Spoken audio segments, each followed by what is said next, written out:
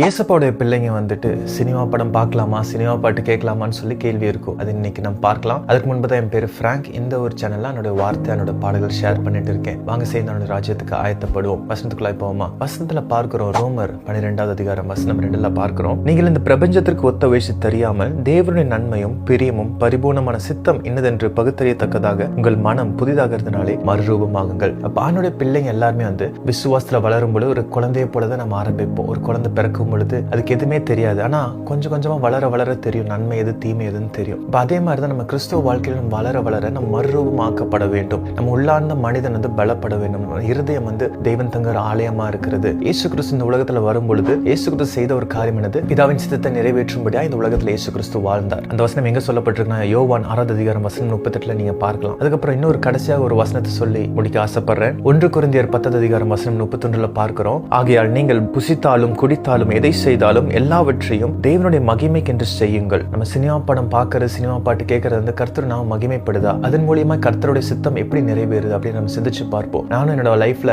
நான் ஆவிக்குரிய வாழ்க்கையில வளரும் பொழுது நானும் இந்த காரியங்களை சிந்திச்சிருக்கேன். என்ன இதுல என்ன இருக்கு, இதுல பார்க்கறதுனால என்ன, இதுல கேட்கறதுனால என்னன்னு சொல்லி அந்த காரியங்கள் நம்ம ஆவிக்குரிய வாழ்க்கையில வளருவதற்கு, நம்ம ஆண்டுடைய சித்தத்தை நிறைவேற்றுவதற்கு, ஆண்டுடைய சித்தத்தை அறிந்து கொள்வதற்கு தடையாய் காணப்படும்.